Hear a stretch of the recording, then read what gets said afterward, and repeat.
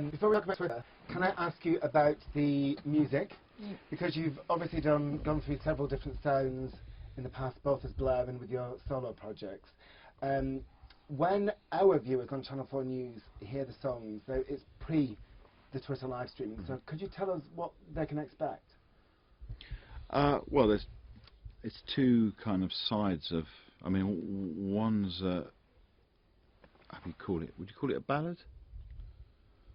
Yeah, I guess it's a ballad that is a series of. Do we want to give too much away? I don't know what I don't know really, what. like Yeah, a it's hymn, not. really. Yeah, it's not. Rather than It's not a verse chorus kind of thing. It's a long story. But both songs are very much a sort of.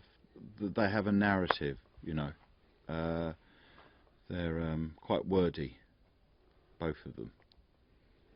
And But how very about- different. Yeah, Very different. You know, one's a sort of stirring, stand still and weep. The other one's jump up and down and sing along, I guess. And Under the West Way, the first of them, is obviously going to make people think about Blair in the 90s and the London connections.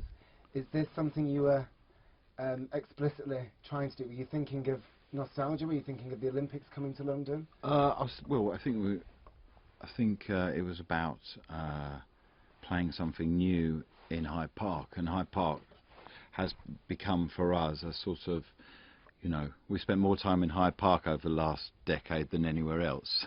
So it's sort of the place where we seem to play, and we wanted a song that might work in that environment. I didn't want it to be too explicit about anything really.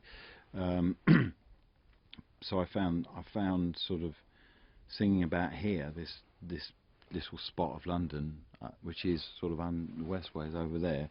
It was a good starting point to maybe sing something broader about London and this moment without being too explicit, you know. But it was sort of imagined for that Sunday. And But it was written in February. And obviously there's a lot of expectation. Did you sit down and talk about what you were going to do and what sound you were going to go for? Or is this something that organically, that awful word? I don't think you can sit down and talk about sounds in that way and kind of come out with anything meaningful. Really, you've got to sit down with your instruments and just. I think make music. sonically, the Puritan, the other tune is much more sort of interesting, if you know what I mean. Yeah, I don't think you can think what sounds and what attitudes are going to be struck up in a song. You have to just emotionally react to it. You have to channel it. You have to, you know, what is it? Turn that sort of language into what you do on an instrument. So the fact that the songs turn out as they are is an emotional reaction to what is the song, the sort of skeleton. Yeah, I mean, we really just sort of go with our gut instincts about how something should sound, or I mean, but it doesn't necessarily. There's no blueprint. And things evolve as well. You know, you start out trying to do one thing, and then you end up with something completely different. If things evolved then, you have said in the past that you're not going to do any more music. Then you said one song and no more new albums. Have your ideas about this evolved while working on? Everything is constantly evolving. It's not. There's no. It's impossible to know what's around the corner, really. And I think it's kind of sort of it's a more honest approach to just sort of you know, we don't have an agenda. We, you know. I think the gigs we did in 2009 were definitely the best ones we've ever done. So, and you know, I think being asked to do this Olympic show was something we couldn't really say no to. But Well, I think it was really more participating in the event in the city that, you know, at least three of us still you know, live in. That was kind of more important, and embracing the sort of more generalised spirit of a city galvanised by an event was kind of sort of more where we're coming from. But the kind of question everybody asks, is there going to be another album? Because there are no plans. The answer you're going to get is however that person's feeling on the day. That's why all the answers are always different to that question. So how are the four of you feeling about that today? We'll see at the end of the day, won't we? I think you know, in a way, we feel like we have to respect and take care of us as a group and our history, and part of that is keeping the sort of creative ground fertile and decent, and that's all we can do. And then that's obviously a good place to be, and whatever happens in the future happens. That's that. It's interesting you use that word respect, because do you think when you've been around for so long and you've connected with so many people in the past, there's this pressure in that it's about more than just the music? You've got people's memories and emotional lives to respect, as you say. Well, it's exactly the same for us. We get very emotional when we're playing the songs. So how does this pressure impact on the creative process then, if you're thinking about? Oh, I don't think it impacts at all, because I mean, as Graham said, we take everything kind of sort of as an individual moment. You know, we're not really looking forward. It's not a career in that sense. It's you know, if it works, it's fantastic, and if it doesn't, it doesn't change our relationship. You know. A couple of minutes ago you mentioned... We don't have that pressure that we had when we were younger, working together, where that was entirely our whole world was reliant on all four of us. And you know, like every other band that's ever been, we got to a point where that was too much. But we've been lucky in the sense that we've managed to regroup, and you know, we approach it with that respect. I think respect's a really good word to use. On the subject of regrouping, obviously your relationships have had ups and downs over the years. How are the dynamics working while you've been working on this new music? Well, I mean, you know, we haven't made an album. We've made two new songs. They're quite different. They sort of tap into different sort of energies, I think. But I mean, really positive. I think we slip into the roles pretty easily. Yeah. But now we're lucky to have some hindsight and not let too much of the madness in. I mean, you know, that could get in there. You know, if we allow it. You know, we've learnt a lot of lessons about studio and things in our relationship over the years, and plus we're a lot calmer, and because there isn't that pressure, I think we just feel a lot freer and more relaxed about the whole thing. And it's a nice thing to do, making music with people that you've made music with for years. You know, it's a lovely thing to revisit, and I guess we're all doing it just because we want to now, not because we got to or because there's any pressure. So it's been an absolute joy. Why have you chosen Twitter to live stream the new music?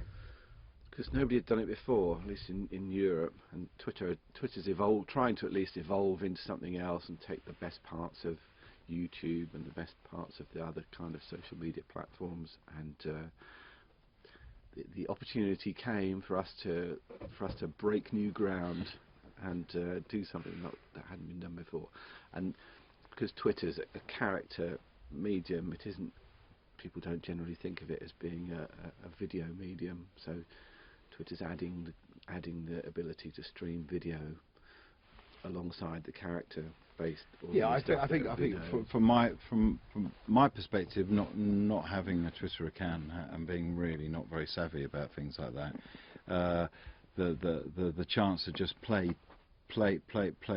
your new music, and then it be out immediately, and for there be none of that sort of process of reviews and, you know, and I mean, I just think it's nice. It's very natural. It's what it is. It gets direct to the people who are interested, and they're allowed to make their mind up entirely on their own, as opposed to this kind of sort of ridiculous filtration that stuff seems to have to go through, or used to have to go through, because it is essentially a dying form. I hate to say that to all the people whose careers are reliant on that sort of printed press world, but it is slowly decaying, and this is the future. So we are embracing the new, and you know, But is seeing how it goes. It might be a disaster for us. Who knows? But is presumably at the moment it's more a promotional channel rather than a means of distribution or a format? Yeah, we're not selling it over Twitter. We're giving it away over Twitter. It'll be uploaded Yeah, I to mean, iTunes simultaneously, so people can buy it if they want. Yeah, I think essentially people only buy it if they like it, but that's and that should never change. But at least I suppose the opportunity is there to just be very honest and open about what it is you're presenting, and have not a great deal of sort of you know. I think you smoke know and what actually mirrors. happens. You go to Twitter, you can watch it, and then you don't have to have a Twitter account to actually eventually get your hands on it, because after that, all that little process, it will be available. You know, it will filter out to other, whatever it's called. What are they Yeah, called? whatever that. Media thingies, Media thingies. player, Media platforms. thingamajiggies, downloadable dids, and that, and you know, iTunes and things. So you know, people are worried about Twitter and things. It's a place to watch it honestly first. have no as it idea happens. what's going on. I've just, I mean, I'm just, And it's raining. I'm here just to play the music, you know, and whatever. I mean, it's all sort of magical to me, really. Yeah, I think essentially, if people are allowed to make their own mind up, whether they like something or not, cannot be a bad thing, you know. But it is the responsibility of the people playing the music to, I don't know, give it some sort of quality, and you know, I hope that we fulfil that. Where does this kind of initiative leave new bands, do you think, trying to establish a fan base? Because if you look at your early days, it was still vinyl, cassette, CDs, and I mean, how much the music- Sounds Magazine, Melody Maker, New Musical Express, Smash Hits, #1. Top of the Pops, Radio 1, that was it really. But you know, you only got that if you did lots and lots of gigs. And I think, you know, for music made by, you know, a group of people, and it's in a sense, you know, it's different to most studio-based music these days. You know, you needed to play in toilets and pubs and small clubs around anywhere you could for as long as possible. You know, I mean, you just couldn't, you just wouldn't get it together unless you did that. So that's changed, I think, quite a lot. You mentioned that the songs are for the big Hyde Park gig. You talked about it being a celebration of London. It's also slightly a celebration of Britishness, isn't it? And obviously you've been labelled... Well, Brit, in the sense that we're all from here, yeah. But I mean, I think that the point of doing this is that it's a global reach. So today is more about playing globally But Hyde Park without leaving London. But Hyde Park is partly about projecting the best of British to the world, isn't it? And I just wondered how you felt about, you know, you've sometimes struggled with the Brit tag. I wondered how you were feeling about representing Britain in that way. It was very deliberate, you know. I think you've got to come from somewhere. And we're British. Yeah, I don't think you need to be self-conscious about it, you know. But more than our Britishness is our desire to play music as honestly and as respectfully as we can, you know. And it's not just exclusively a British experience. It's much more. And London isn't just, you know, an English city. It's an international city, and I hope we represent that as well. No, I don't want to be tagged as just being, you know, British. I was going to say that the Olympics themselves it's not as if the Olympics this year is a British Olympics. No, exactly. It's ridiculous. The whole idea is it's the coming together of the entire world. I think you know, economically we're just trying to get a bit of a sort of, you know, clean the spark plugs a bit so they fire a bit better. But you know, don't be under illusion. It's not going to solve our problems in this country. It's, you know. Are you looking forward to the Olympics? Yeah, I'm looking forward to the Olympics. I mean, I'm looking forward to table tennis. I like track events. You know, it's all right. I want to see the diving. I don't know whether I can. I don't think we're on tour. I think we're rehearsing at the time. I had some tickets actually for the show jumping, but Jumping. we're off in Azerbaijan or somewhere on that day. How are rehearsals going for the tour then? We haven't started. Yeah. This is kind of the first day, really. We've got to rehearse all day to be ready for this evening. That would be all right. Yeah. 2 songs, we should be able to manage it. I mean, that's the amazing thing. We've spent so many years playing together. I mean, the most important thing, I think, for Hyde Park is that we do lots of gigs beforehand, which we're going to do. We do lots of small gigs, which is really nice, you know. It's what makes it all real, is that you build up and then you sort of explode, hopefully, and then, you know, One way or another. pick up the pieces afterwards. Finally then, in view of what you were all saying before about evolution of ideas, will Hyde Park mark Blur going out with a bang? Will it be the definitive end of Blur? So it will be the last time we play this year, definitely. That's all you In can public. say. Well, you know, anything else is just a bit sensationalist, isn't it, really? And probably not accurate. Tell us about the experience of putting together the box set, going back and picking up these previously unreleased tracks. Have you found all that? Well, I think that's been more Graham's kind of endeavour than certainly mine. I mean, I had a lot of stuff, cassettes and all sorts of things that, you know, I sort of found the idea of making music early on as well, you know, miraculous, and so I bring tape recorders and tape rehearsals, and so I had lots of things to sort through, go through them mostly on cassette and get them onto, you know, digitalised. So I think also that, you know, there's been such a lot that you can find on the internet that we don't really realise is there, that we think no one has heard. So I think we really wanted to make an effort to make it really, really worthwhile for the people who probably moan that it's not that good because there's not enough new stuff or old stuff or rare stuff. So we wanted to make it really, really worthwhile. Yeah, there's no presumption that people wouldn't want to listen to stuff. We've just sort of given it's everything's out there, you know. Yeah, it's all sorts of stuff. It's genuinely for people who really like what we do, you know. It's dedicated entirely to them. What was it like for you guys listening to some of the old stuff there? It's quite emotional listening to stuff that you haven't heard. You know, like some of it's like 20 years old, like early rehearsals, and it's just very stirring. You know, stuff that I can remember playing live at, you know, the Pink Toothbrush in Rowley that we haven't played since. God, that was a mad gig. That had all of that. That had all of those sort of perspex things at the back that Ali Payne kept coming on and changing. It is rather strange cap. Yeah. So, I mean, we really never. I like the name of it. I like that sort of Southend Pink Toothbrush sort of thing.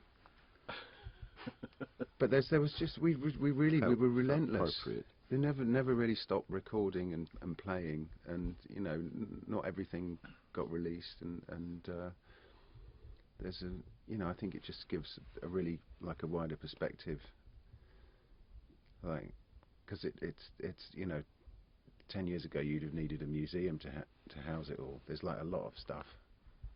No, you just need something this size.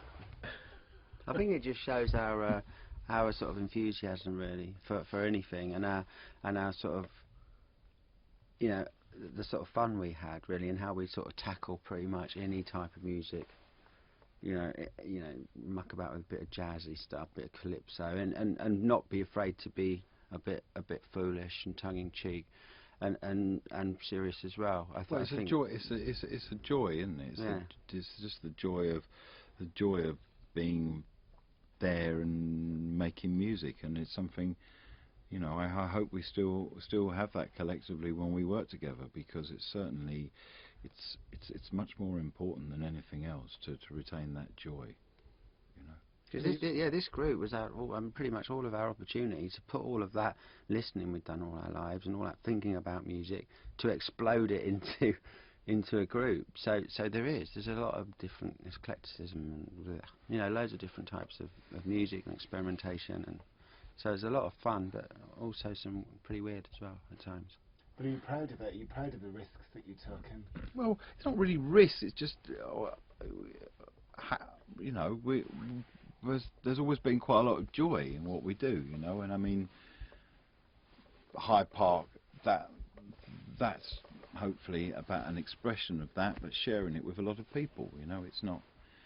I think we've been quite innocent really when making music. We haven't really been so sort of cynical as to think, oh, we're taking risks. You know, I think we just go intuitively with how we feel, and that's it.